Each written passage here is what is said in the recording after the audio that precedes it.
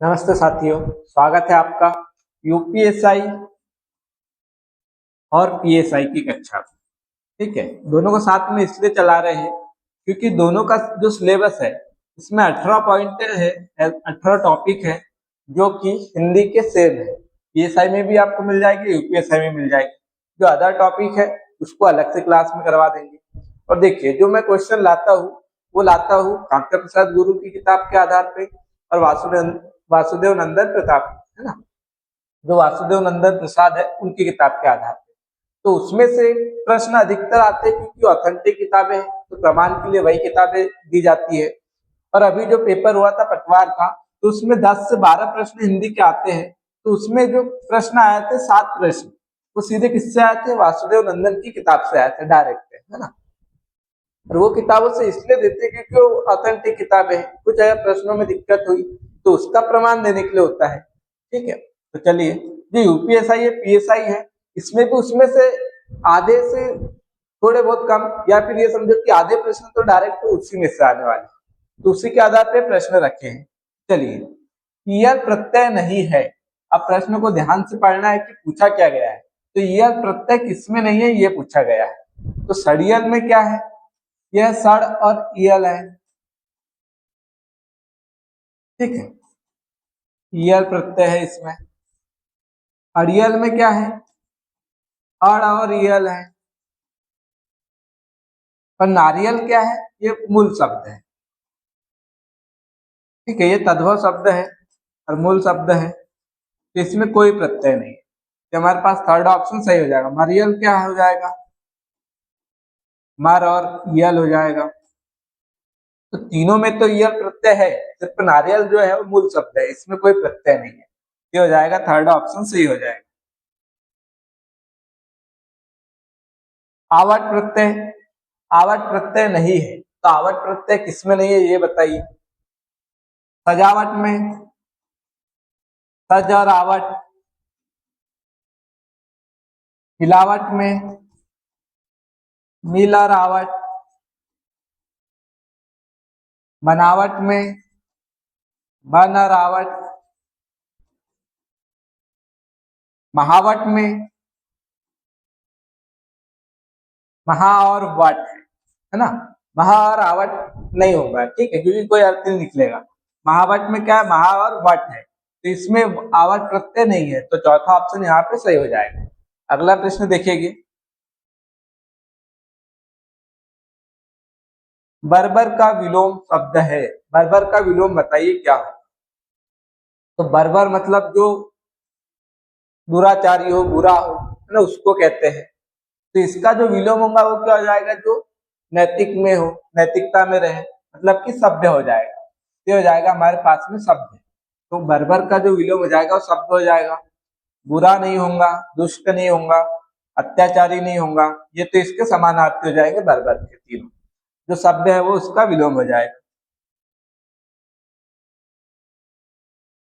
अशुद्ध विलोम युग्म है। अब यहाँ पे अशुद्ध विलोम युग्म पूछा है कि कौन सा है। तो अभिमुख का उन्मुख, ह्रस्व का दीर्घ, गणतंत्र का राजतंत्र, सृष्टि का प्रलय। तो सृष्टि का प्रलय बिल्कुल सही युग्म है, विलोम युग्म है दोनों आपस में। गणतंत्र और राजतंत्र, तो जनता का तंत्र होता है, राजा का तंत्र हो गया। तो ये दोनों कैसे है? बिल्कुल सही है। ह्रस्व का दीर्घ, ये भी बिल्कुल सही है। ये गलत दिया हुआ है। ये गलत की हुई, ये दोनों क्या है? आपस में समानार्थी है, पर्यायवाची है ना, पर्याय है, समानार्थी है। इन दोनों का विलोम क्या होगा? विमुख हो जाएगा।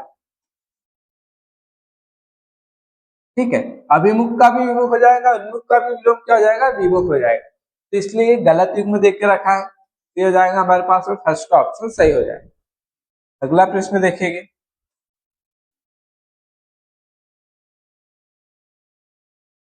सूर्य का पर्यायवाची है। अब आपको बताना सूर्य का पर्यायवाची कौन सा है। अंशुमाली, प्रभाकर, मार्तंड या फिर शार्दुल। चारों में से क्या आ जाएगा? अंशु किसको कहते हैं? किरण को कहते हैं। तो किरणों की माला लेके आए वो कौन होता है? सूरज होता है। तो सूरज को अंशुमाली कहा जाता है। ठीक है, प्रभाकर भा मतलब चमक होता है ना। प्र लग गया विशेष प्रकार की, और कर मतलब किरणें, जो किरणें दे, है ना, एकदम चमकदार किरणें दे, इसलिए इसको क्या कहते हैं, प्रभाकर कहा जाता है। मार्तंड, मार्तंड किससे बना है, मार्त और अंड से, इसमें दीर्घ स्वर संधि है, और जो माना जाता है कि भस्म का अंडा है ना, इसलिए उसको मार्तंड कहा जाता है। ये भी पर्यायवाची हो जाएगा सूर्य का। जो शार्दुल है, शार्दुल किसको कहते हैं, सिंह को कहते हैं, ये सिंह का पर्यायवाची है ना, शेर का पर्यायवाची हो जाएगा। तो ये हमारे पास में चौथा ऑप्शन सही, जो कि सूर्य का पर्यायवाची नहीं है। चलिए बताइए, आदर्श का पर्यायवाची नहीं है, नहीं पूछा है ना। तो आदर्श शब्द का पर्यायवाची कौन सा नहीं है, तो आदर्श का पर्यायवाची प्रतिमान होता है, यथार्थ नहीं होता है। ठीक है, यही हमारे पास सेकंड ऑप्शन सही हो जाएगा। मानक भी होता है, प्रतिरूप भी होता है, तो ये आप याद कर लीजिए, ये बहुत ही जरूरी है ना।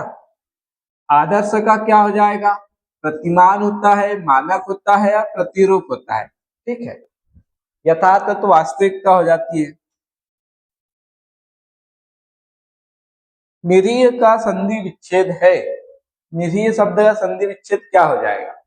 वैसे अगर इसका मूल रूप देखा जाए, जो संस्कृत व्याकरण में है, ये बना है निर उपसर्ग और ईह से, लेकिन हिंदी में कांता प्रसाद गुरु वासुदेव नंदन, है ना, ये जो संधि करते हैं, तो संधि किससे करते हैं, ये करते हैं नीह के साथ, नीह और ईह हो जाएगा।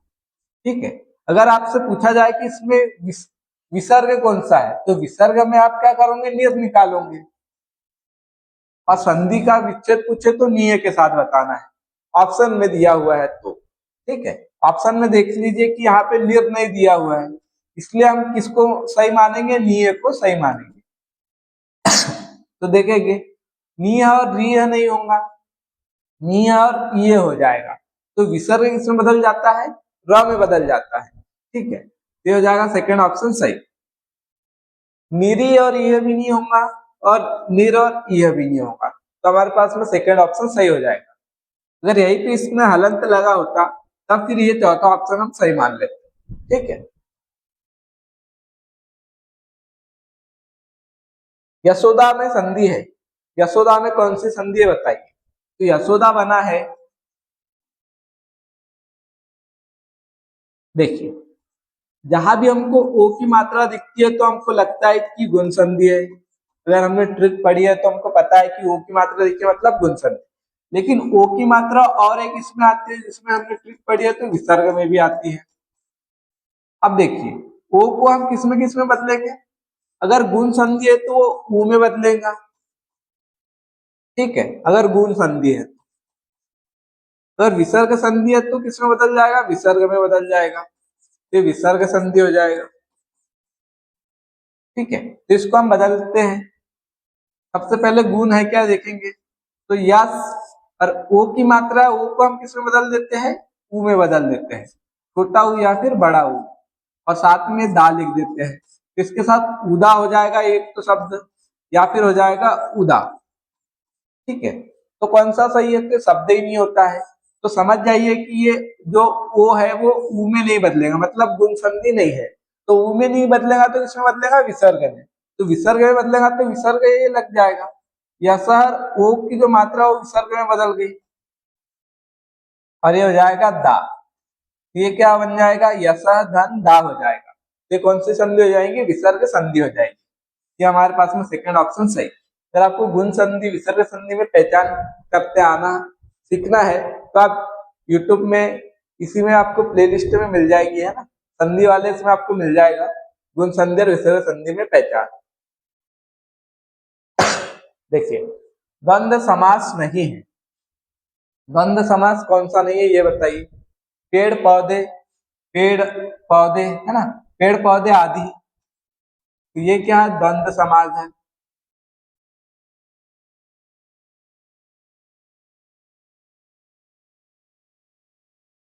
ठीक है, इसमें क्या है, द्वंद्व समास हो जाएगा। 34 में क्या हो जाएगा, 4 और 30, ये भी द्वंद्व समास है।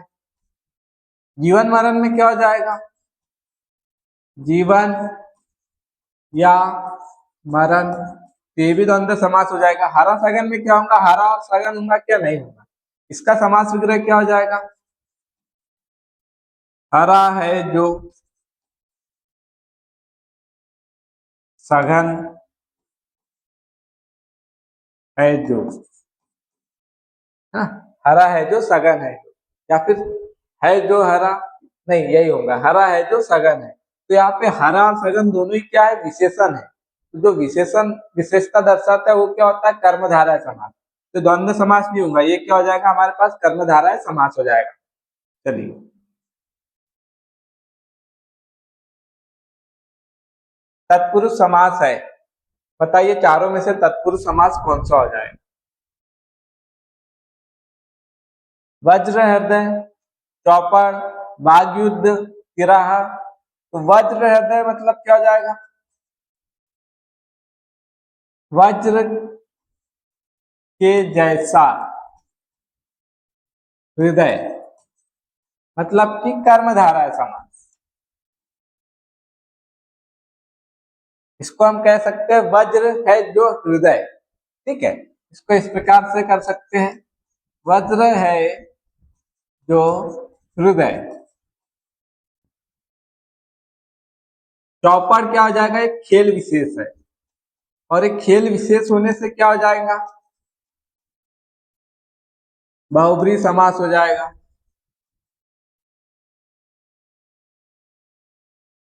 वाग युद्ध क्या हो जाएगा,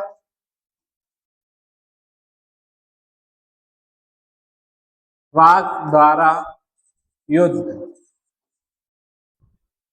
तिराहा क्या हो जाएगा, तिराहा हो जाएगा तीन रास्तों का समूह, है ना, तो इसमें द्विगु समास हो जाएगा।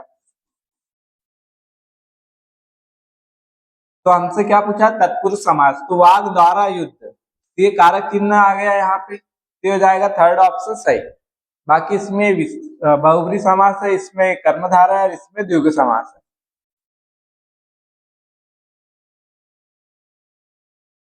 उपसर्ग नहीं है, इसमें से उपसर्ग किसमें नहीं है बताइए, वैचारिक, व्यास, विक्षक या फिर विषैला।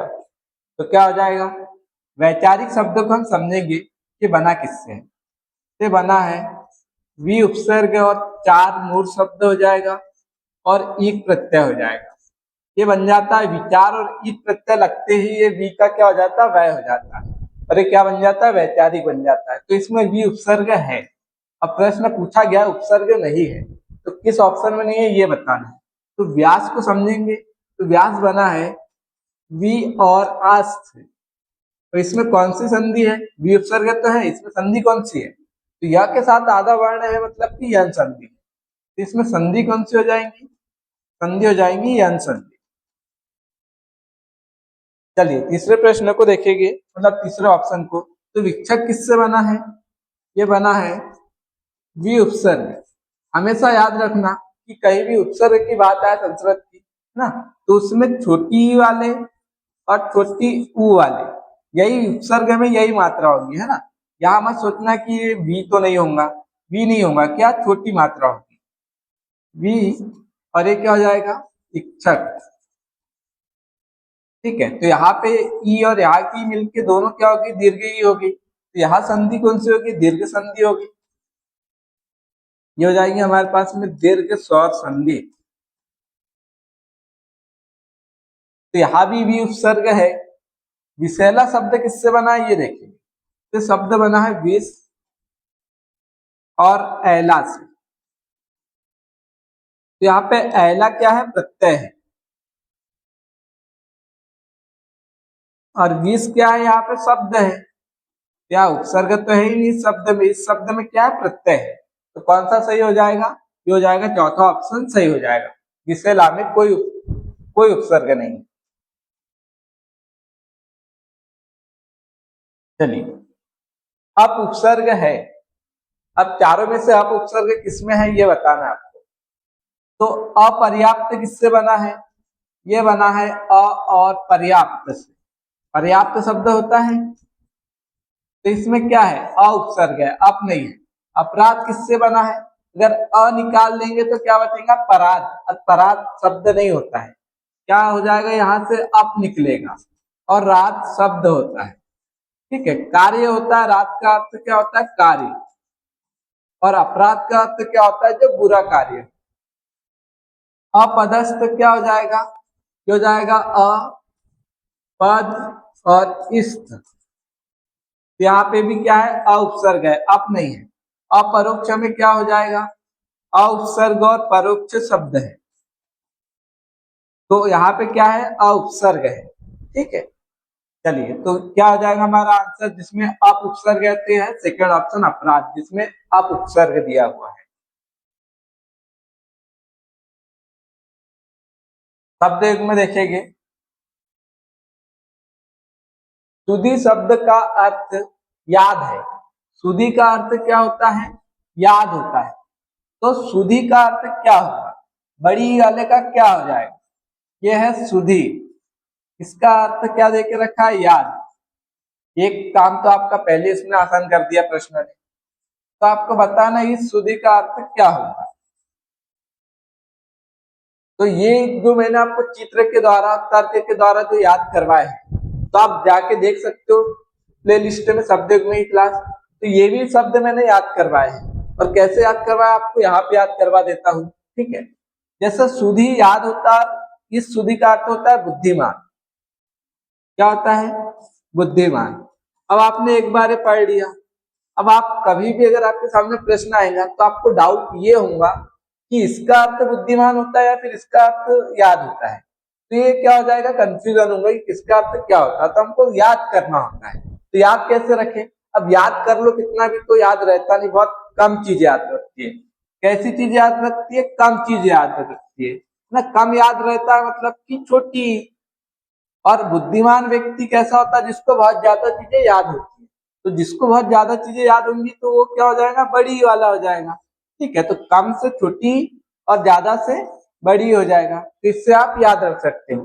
ठीक है, तो यहाँ पे क्या हो जाएगा, इसका अर्थ, इस सुधि का अर्थ हो जाएगा बुद्धिमान। तो हमारे पास में फर्स्ट ऑप्शन सही हो जाएगा। चलिए अगला प्रश्न हम देखेंगे।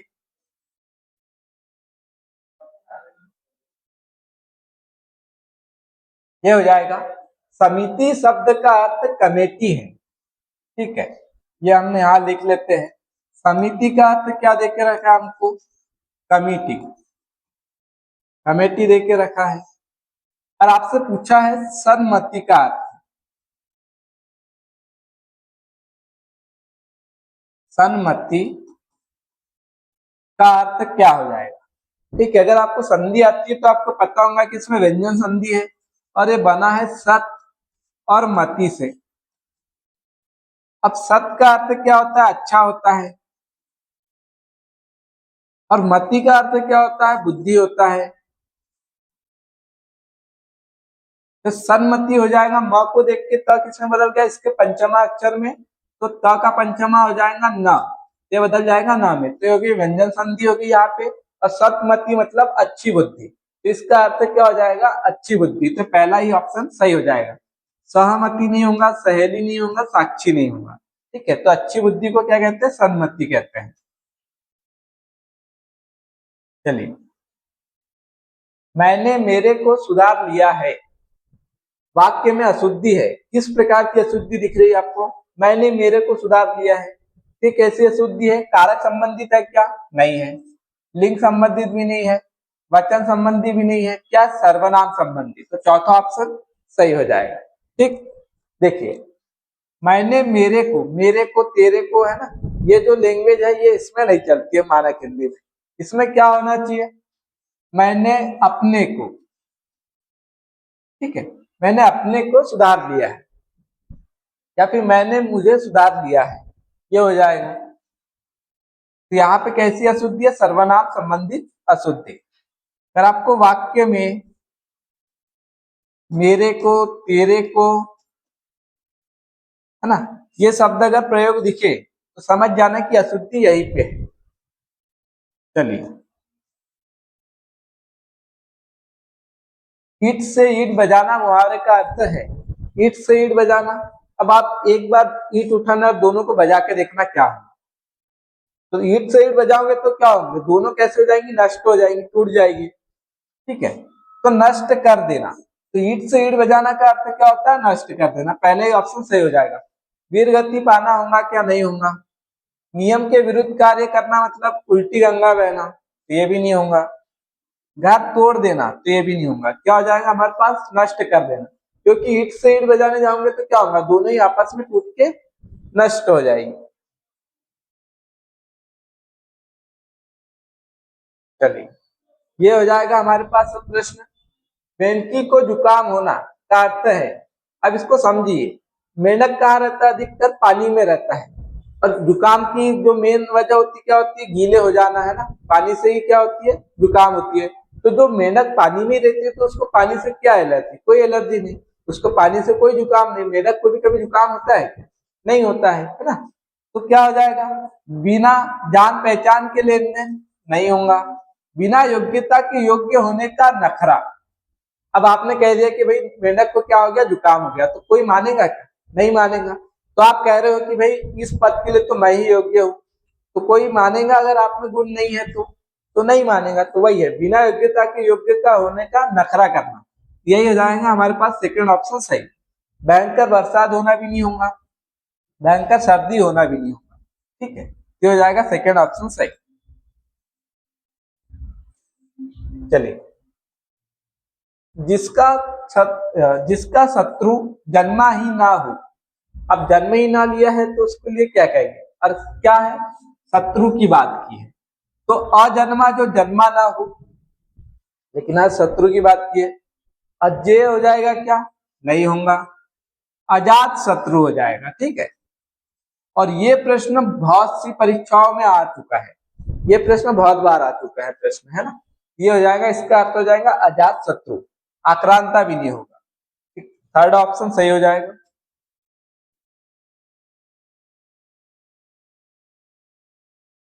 जिसे बुढ़ापा ना आए, अब ना पूछा है ना, जिसे बुढ़ापा ना आए, वाक्य के लिए उचित शब्द क्या हो जाएगा, तो निर्धर हो जाएगा क्या, नहीं होगा। निर्जर नहीं होगा, अमर नहीं होगा ना, अजर हो जाएगा। क्योंकि जर का अर्थ क्या हो जाता है, जर का अर्थ होता है बुढ़ापा, बूढ़ा,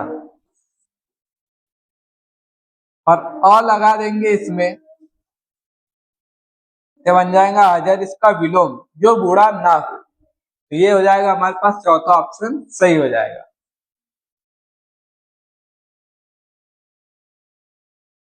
तद्भव शब्द है, अब बताना है कि तद्भव शब्द कौन सा है। भ्रमर कैसा शब्द है, तत्सम शब्द है। इसका तद्भव क्या हो जाएगा, भ्रमर का तद्भव क्या बनेगा, भावरा। यह है तद्भव शब्द। कोयल, कोयल कैसा शब्द है, कोयल है तद्भव, और यही हमसे पूछा गया है, तो ये सेकंड ऑप्शन सही। इसका तत्सम क्या बनेगा, कोकिल बन जाएगा। कोकिल कैसा शब्द हो जाएगा, तत्सम शब्द हो जाएगा। व्याघ्र शब्द कैसा है, तत्सम शब्द है। इसका तद्भव बताइए क्या हो जाएगा, इसका तद्भव हो जाएगा बाघ।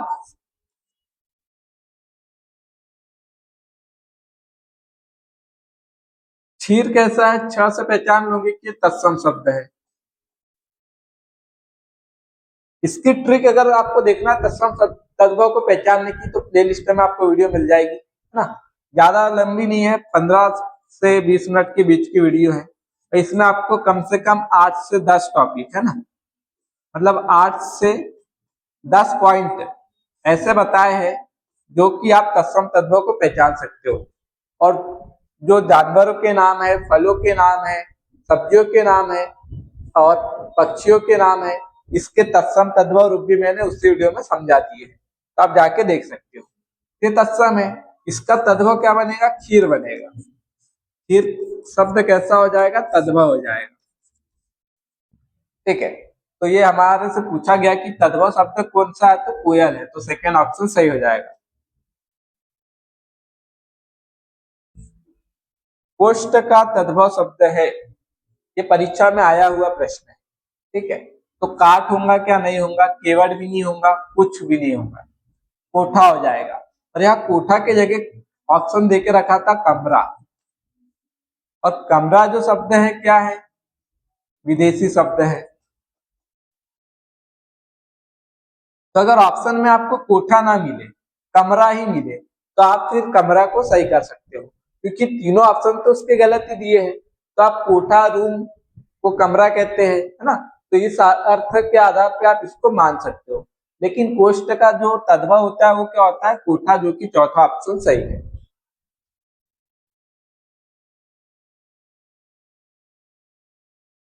चलिए, जिन शब्दों की उत्पत्ति का पता नहीं चलता उन्हें क्या कहते हैं। ऐसे शब्द जिनका पता न चले, जैसे अगर तत्सम शब्द है तो हमको पता है कि संस्कृत से आए हैं, तद्भव है तो ये संस्कृत से हिंदी में तद्भव रूप में आए हैं, विदेशी शब्द है तो पता है कि अरबी का है, फारसी का, अंग्रेजी का है, फ्रेंच है, पुर्तगाली है, जापानी है, तुर्की है, ठीक है, डच है, तो उसका पता होता है। लेकिन जिस शब्द का पता ना हो, आ गया कहीं से खिचड़ी आ गया, है ना, जैसे खिचड़ी शब्द आ गया, तो भैया वे विदेशी है कि तत्सम है, तद्भव है, नहीं पता है, तो उसको हम क्या कह देंगे, देशज कह देंगे। तो ये हो जाते हैं देशज शब्द कहलाते हैं। खिचड़ी हो गया, लोटा हो गया, है ना, झाड़ू हो गया, झोपड़ी हो गया, ये किस में आ जाएंगे, देशज शब्द में।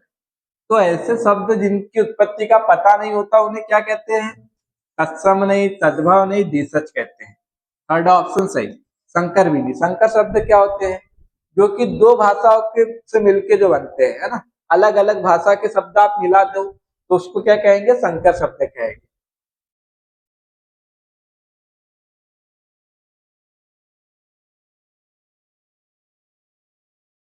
अंग्रेज किस भाषा का शब्द है, जो अंग्रेज शब्द है वो किस भाषा का है, अंग्रेजी का है क्या, तो अंग्रेजी का बिल्कुल नहीं है, ये मत सोचना कि अंग्रेजी का अंग्रेज होगा, नहीं है ना, किसका है, वो फ्रेंच भाषा का है।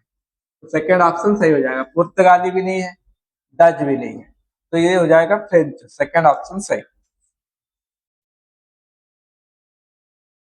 गहने अलमारी में है, तो जो अलमारी है इसमें कौन सा कारक है बताइए। तो देखिए, कारक तो इसमें होता है, और जो में है ये क्या है, कारक चिन्ह है, तो किस कारक चिन्ह का है, तो में किसका होता है, अधिकरण का होता है। तो अलमारी में, तो ये क्या हो जाएगा, अधिकरण हो जाएगा, है ना। तो कारक चिन्ह से हम पहचान जाएंगे कि जो अलमारी शब्द है इसमें कौन सा कारक होगा, तो अधिकरण कारक होगा, करण कारक नहीं होगा, अधिकरण होगा, सेकेंड ऑप्शन सही। संबंध भी नहीं है, अपादान भी नहीं।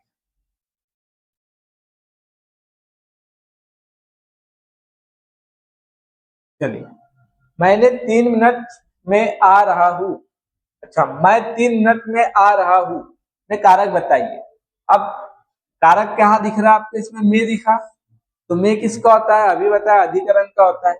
जहां समय और स्थान की बात की जाए, जैसे अलमारी में, छत पर, है ना, इतने समय बाद, समय की बात हो या फिर स्थान की बात हो, तो कौन सा होता है, अधिकरण होता है, ठीक है, समय या फिर स्थान, इसमें आ जाएगा अधिकरण कारक, तो सेकंड ऑप्शन सही हो जाएगा। चलिए अगला प्रश्न देखिए।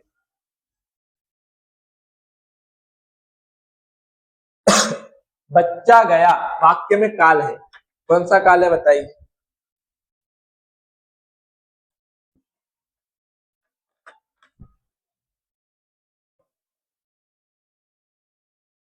बच्चा गया वाक्य में काल है, तो बच्चा गया मतलब भूतकाल की बात है, और कैसा भूतकाल है, तो सामान्य भूत,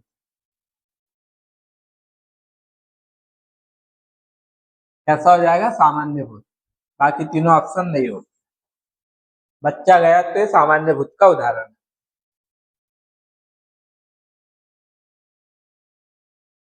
माँ सोती है वाक्य को, भूतकाल नहीं होगा, भूतकाल है ना, वाक्य को भूतकाल में बदलो, तो क्या हो जाएगा, माँ सोएंगी। अब सोती है भूतकाल मतलब कार्य हो जाना चाहिए, तो माँ सोती थी, तो थी आ गया, तो इससे हमको पता चल गया कौन सा काल है, भूतकाल है ये।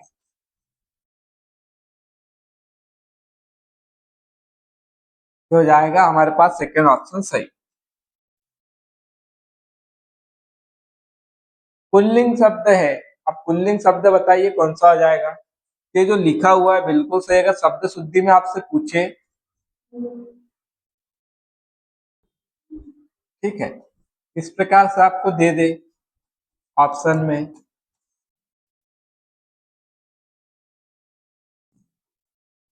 तो कौन सा सही होगा, तो ये गलत है ना। कौन सा सही है, ये शब्द सही है, क्योंकि बना किससे, ये बना है पुंस और लिंग से। अब बिंदी यहाँ भी है, यहाँ भी है, अब जो स है वो ला को देख के स, किसमें बदलेगा, ला को देख के ला में, तो जैसे का वैसा, स बदल गया ला में, और ये जैसे का वैसा, दोनों जगह बिंदी होंगी, ये पुल्लिंग हो जाएगा, है ना। तो ये क्या हो जाएगा, इच्छा अच्छी है या इच्छा अच्छा है, क्या होगा, अच्छी है। इससे हमको पता चल जाएगा कि क्या स्त्रीलिंग है।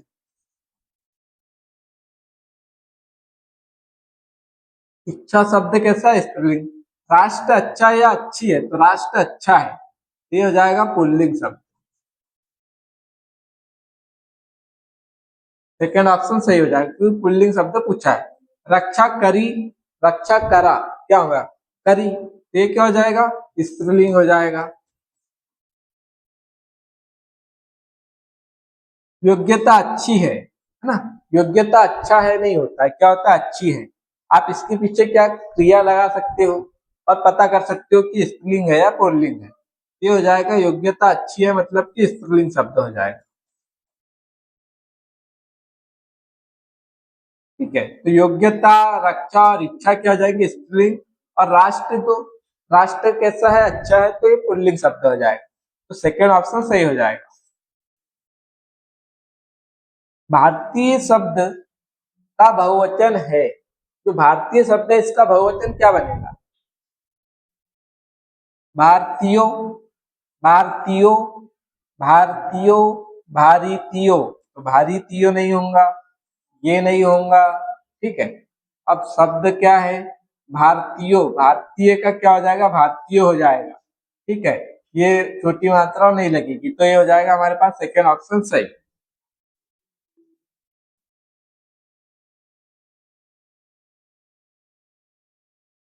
मानसिक शब्द, जो मानसिक है, विशेषण का मूल शब्द है, ये मानसिक विशेषण शब्द है, ये किससे बना है, इसका मूल शब्द कौन सा है, तो मानसिक बना है वो किससे बना है, ये बना है मनस से। मनस और इसमें लगा है एक प्रत्यय, और एक प्रत्यय लग के क्या बन गया, मानसिक, ठीक है। लेकिन ये प्रश्न आया हुआ प्रश्न है, इसमें ऑप्शन में मनस नहीं था, ठीक है। तो मनस नहीं था, तो आप किसको मानोगे, तब आप इसको क्या मानोगे, मान मानोगे, क्या नहीं मानोगे, मानस या फिर मनस या फिर मनीष। तो इसका जो सही आंसर होगा वो क्या होगा, आप यहाँ मान सकते हो मानस, है ना। अगर ऑप्शन में मनस हो तो आप मनस मानोगे। चलिए,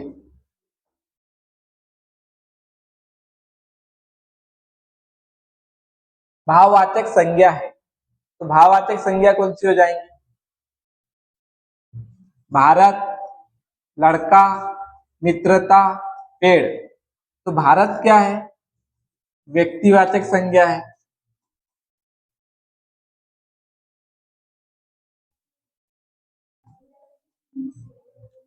लड़का क्या है, जातिवाचक संज्ञा है,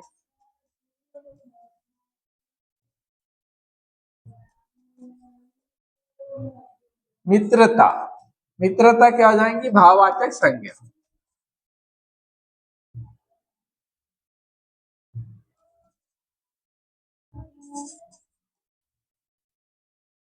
यही हमारे पास थर्ड ऑप्शन सही हो जाएगा। पेड़ भी क्या हो जाएगा, जातिवाचक हो जाएगी।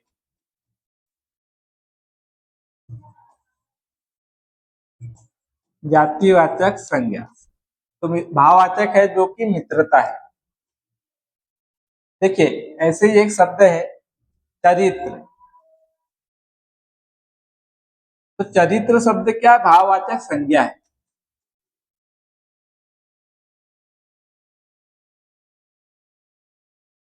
अब जब ये स्वयं भाववाचक संज्ञा है तो इसकी भाववाचक संज्ञा बनाने की आवश्यकता ही नहीं है, तो आप चरित्रता शब्द नहीं बना सकते। ऐसा कोई शब्द किसी हिंदी शब्दकोश में है ही नहीं, ठीक है, ये शब्द होता ही नहीं है, तो ये शब्द बनाना गलत है। यहाँ शब्द है मित्र। तो मित्र क्या है? व्यक्तिवाचक, ये भाववाचक, ये जातिवाचक संज्ञा है, मित्र जातिवाचक संज्ञा है। तो इसका आपको भाववाचक बनाना है, इसलिए इसमें आप ता जोड़ोगे तो बन जाएगा भाववाचक मित्रता। सुंदर विशेषण है, तो इसका आपको भाववाचक बनाना है तो ता प्रत्यय जोड़ के इसका बना सकते हो सुंदरता। लेकिन चरित्र पहले से ही भाववाचक संज्ञा है, तो आप इसमें ता जोड़ के भाववाचक क्यों बनाओगे? जो पहले से ही भाव का वो रूप दे रहा है, गुण दे रहा है, तो ये इसको आपको बनाने की आवश्यकता ही नहीं है कुछ, तो पहले ही है भाववाचक, तो चरित्रता शब्द ही नहीं बनेगा, ठीक है।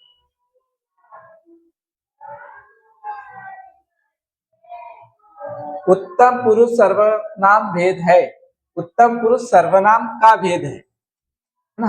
उत्तम पुरुष सर्वनाम का कौन सा भेद? उत्तम पुरुष सर्वनाम का भेद है, मतलब जो सर्वनाम है उसमें जो उत्तम पुरुष है वो किसका भेद है? तो सर्वनाम में जो पुरुषवाचक होता है, पुरुषवाचक सर्वनाम होता है, इसके तीन भेद होते हैं। पहला होता है उत्तम पुरुष होता है, उत्तम पुरुष सर्वनाम। दूसरा हो जाएगा मध्यम पुरुष सर्वनाम।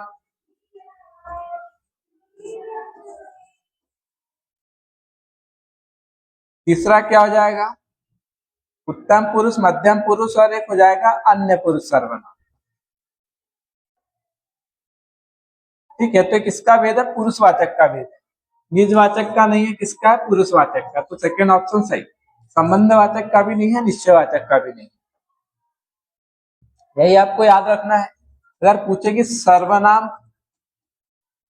की संख्या तो कितनी हो जाएगी? 11 हो जाएगी। पूछ ले कि सर्वनाम के भेद पूछ ले तो कितनी हो जाएगी? सर्वनाम के 6 भेद होते हैं। वही पूछ ले कि पुरुषवाचक सर्वनाम के भेद, पुरुषवाचक सर्वनाम के भेद,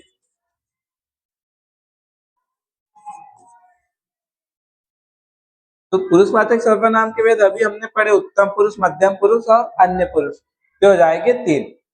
तो इस प्रकार से आपको प्रश्न में क्या पूछा गया उस आधार पर आपको टिक करना है। हंस पद, हंस पद विराम चिन्ह है। जो हंस पद विराम चिन्ह होता है कौन सा होता है? तो हंस पद कहाँ लगाते हैं? जहां पे हम कोई वाक्य लिख रहे हैं, है ना? जैसे हमने लिखा राम अच्छा लड़का है। अब मैंने क्या कहा? राम अच्छा लड़का है, तो मैं यहाँ अच्छा लिखना भूल गया, तब यहाँ पे इस प्रकार से चिन्ह लगाएंगे और यहाँ लिख देंगे हम अच्छा, है ना? तो इसको क्या कहते हैं? हंस पद चिन्ह। जहां पे कोई शब्द अगर छूट जाए तो उसको शब्द लिखने के लिए चिन्ह लगा के हम शब्द लिख सकते हैं। तो ये नहीं होगा, ये तो त्रिभुज है, ये भी नहीं होगा, ये हो जाएगा हंस पद। तो चौथा वाला ऑप्शन सही हो जाएगा।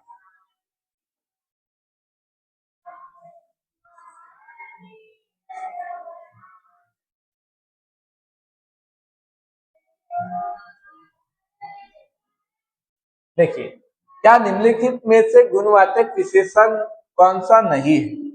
आपको बताना है कि गुणवाचक विशेषण कौन सा नहीं है, ठीक है? तो कौन सा हो जाएगा? होशियार, झूठा, दुगुना या फिर विद्वान। तो देखिए, जो होशियार है तो ये क्या करेगा? ये लड़का की विशेषता बताएगा। तो लड़का की विशेषता बता रहा, मतलब होशियार क्या है? होशियार विशेषण शब्द है, ठीक है, और विशेषण नहीं पूछा है। अरे कैसा है? तो गुणवाचक विशेषण है। झूठा व्यक्ति, ये भी विशेषता बता रहा है तो ये विशेषण है, और कैसा विशेषण है? तो गुणवाचक विशेषण है। दुगुना, दुगना ब्याज, तो ये भी विशेषण है, ठीक है। लेकिन ये विशेषण कैसा है? दुगुना मतलब कि संख्यावाचक, मतलब आवृत्तिवाचक, आवृत्तिवाचक विशेषण हो जाएगा ये। और हमसे क्या पूछा है कि गुणवाचक विशेषण नहीं है, ये गुणवाचक नहीं है। विद्वान व्यक्ति, तो ये भी विशेषण है, लेकिन कैसा है? गुणवाचक विशेषण है। ये गुण को दर्शा रहा है, ये गुण को दर्शा रहा है, ये गुण को नहीं है, संख्या को दर्शा रहा है, आवृत्ति को दर्शा रहा है, इसलिए आवृत्तिवाचक विशेषण। तो ये हमारे पास थर्ड हो जाएगा, जो कि गुणवाचक विशेषण नहीं है। चलिए अगला प्रश्न हम देखेंगे। निम्नलिखित में से नाम धातु क्रिया का उदाहरण नहीं है। अब जो नाम धातु क्रिया होती है क्या होती है? तो नाम धातु क्रिया क्या होती है? जो संज्ञा से, सर्वनाम से, विशेषण से, इसमें अगर इनसे अगर कोई क्रिया बनती है तीनों से, तो उसको क्या कहते हैं? नाम धातु क्रिया कहते हैं। तो देखेंगे, सेठ ने मकान हथियाया, वे क्रिया हो गई। अब ये क्रिया बनी किससे है? हाथ से। हाथ से क्या बन गया है? हथियाया। और हाथ क्या है? हाथ क्या है? तो संज्ञा है। ये कौन सी हो जाएंगी? नाम धातु क्रिया हो जाएगी। तो इसमें नाम धातु क्रिया है। और प्रश्न में नहीं पूछा है। वह खाना खाते ही सो गया, जस्ट क्रिया के बाद तुरंत दूसरी क्रिया हुई तो उसको पूर्वकारी क्रिया कहेंगे। तो किसका भेद हो जाएगा? ये हमारे पास हो जाएगा पूर्वकारी, पूर्वकालिक क्रिया। ये हो जाएगा जो कि नाम धातु क्रिया नहीं है। मुझ पर दृश्य फिल्माया। अब फिल्माया किससे बना है? फिल्म से। और फिल्म क्या है? संज्ञा है। फिल्म से बन गया फिल्माया। बत्ती आई किससे बना है? बात से। और बात क्या है? संज्ञा है। तो क्या हो जाएंगी? नाम धातु क्रिया। तो बतियाई में नाम धातु क्रिया है, फिल्माया में नाम धातु क्रिया है, हत्याया में क्या है? नाम धातु क्रिया है। सेकंड वाले ऑप्शन में पूर्वकालिक क्रिया है, नाम धातु क्रिया नहीं है।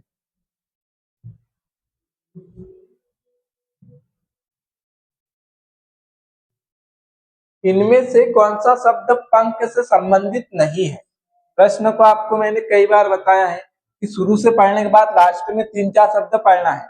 तो यहाँ हमको पता चलता है कि नहीं पूछा गया है। तो पंख का अर्थ क्या होता है? कीचड़ होता है, ठीक है। दलदल को भी क्या कहते हैं? पंख कहते हैं। क्योंकि आपने सुना होगा पंकज। अब पंख और ज, तो ज मतलब जन्म लेना, और इससे बन गया पंकज। जो कीचड़ में, दलदल में जन्म ले उसको क्या कहते हैं? कमल। कमल कहाँ जन्मता है? जहाँ कीचड़ होता है, दलदल होता है, उसमें जन्मता है ना। तो जिसमें कीचड़ में जिसका जन्म हो, दलदल में जन्म हो, वो क्या होगा? पंकज मतलब कमल। तो हो जाएगा। पंचक ये किससे? पात से संबंधित है, ये पंख से नहीं है। तो थर्ड ऑप्शन सही हो जाएगा। पाप भी क्या हो जाता है? पंख होता है ना। कि वो तो पूरा दलदल में फंस गया है ना, दलदल में घुसते जा रहा है। इसका अर्थ क्या होता है? पाप में घुसते जा रहा है ना। चलिए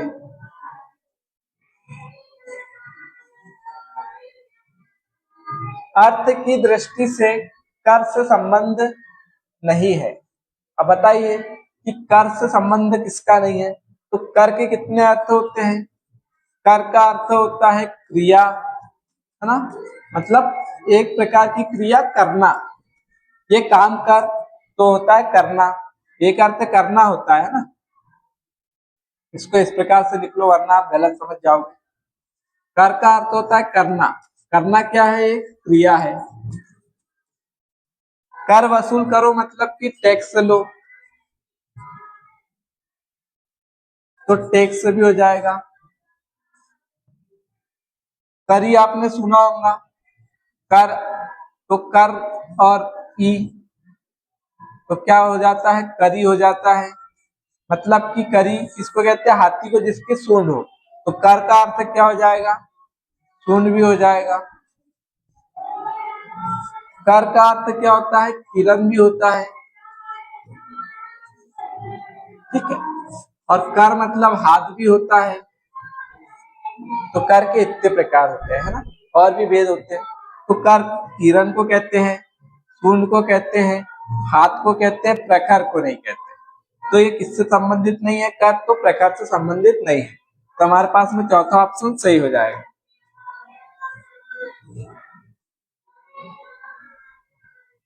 कौन से शब्द युग्म का अर्थ गलत है? गलत शब्द युग्म पूछा गया है आपसे, है ना। तो सूची का अर्थ सुई होता है, सूची का अर्थ नामांकन संग्रह होता है। अब देखिए ऐसे प्रश्न आते हैं तो यहाँ पे हमको बहुत डाउट होता है। इतना तो पता है कि एक का अर्थ सुई होता है, एक का अर्थ नाम संग्रह। अब सही दे के रखा है फिर अलग अलग दे दिया, तो इसकी मैंने आपको ट्रिक बहुत अच्छे से बताई है। शब्द युग्म की क्लास आप देख लो, अगर नहीं देखी हो तो मैंने आपको बराबर बताया है। ये है सूची और ये है सूची, इसमें अंतर मात्र है छोटी और बड़ी का। तब आपने देखा होगा कि सुई छोटी सी होती है, इसलिए छोटी का अर्थ क्या हो जाएगा? सुई हो जाएगा। और नाम संग्रह की सूची, कोई भी सूची निकले, अगर आपका सिलेक्शन होता है तो जो सूची आएंगी उसमें और भी लोग क्या आएंगे, तो काफी बड़ी होगी सुई की तुलना में, तो बड़ी मतलब कि नाम संग्रह हो जाएगा। ठीक है, तो इस प्रकार से याद करना है। किसको कहते हैं? घोड़े को कहते हैं, तो बिल्कुल सही है। ये मतलब निम्न होता है, बिल्कुल है। सुरभि गाय और इस सुरभि का गंध, यही पे गलत देख के रखा है। ठीक है, अब इसको कैसे पहचाना, कैसे याद रखा, तो मैं आपको याद करवाता हूँ। इसमें क्या अंतर है? छोटी और बड़ी का। अब एक का अर्थ होता है गंध, एक का अर्थ गाय, इतना आपको पता। अब किसका है हमको नहीं पता है, डाउट है, तो कैसे पता करेंगे? छोटी मतलब गंध की जो परफ्यूम होती है कितनी बड़ी, इतनी बड़ी शीशी होगी, ज्यादा से ज्यादा इतनी बड़ी होगी। ठीक है, और जो गाय होती है वो कैसी होती है? इसकी तुलना में आकार में बड़ी होती है, तो बड़ी वाला गाय और छोटी वाला गंध या सुगंध। ठीक है, तो ये गलत युग में देके रखा है। इस सुरभि का अर्थ होता है गंध और इस सुरभि का अर्थ होता है गाय, ये अलग अलग दे दिए। सम मतलब बराबर होता है और इस सम का अर्थ होता है शांति। ये बिल्कुल सही देके रखा है, तीनों बिल्कुल सही दिए, इसमें गलत देके रखा है।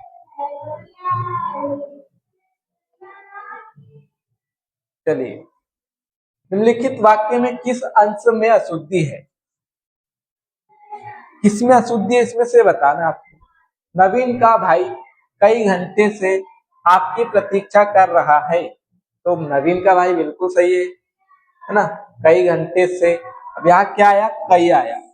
कई मतलब कि अब बहुत घंटे हो गए, 4-5 घंटे हो गए होंगे तभी कई लगाया, तो ये क्या हो जाएगा? अगर होता 1 घंटे से तो सही हो जाता, कई घंटे आ गए मतलब कि ये क्या होना चाहिए? घंटों होना चाहिए, है ना। अब ये इसका कई आ गया तो ये बहुवचन बनेगा, तो यहाँ पे घंटों होना चाहिए था। कई घंटों से आपकी प्रतीक्षा कर रहा है, तो ये यहाँ पे गलत देख रखा है, तो ये हो जाएगा बी ऑप्शन सही।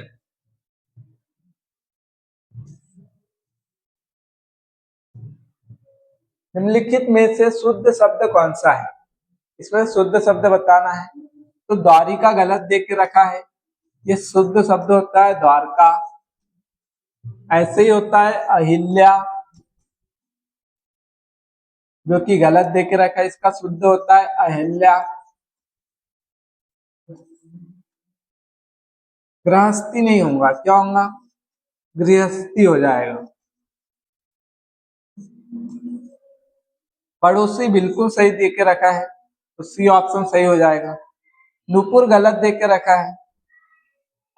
अबे ना इस प्रकार से बना तो इसमें मात्रा भी इस प्रकार से लगेगी, है ना, तो ये हो जाएगा नुपुर।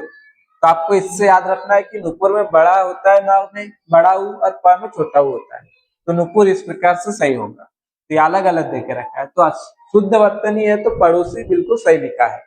अगर ये होता पड़ोसी तो ये गलत हो जाता। चलिए, ये हमारे पास लास्ट प्रश्न था, है ना। अगर क्लास अच्छी लगी हो तो कमेंट में जरूर बताएं। धन्यवाद।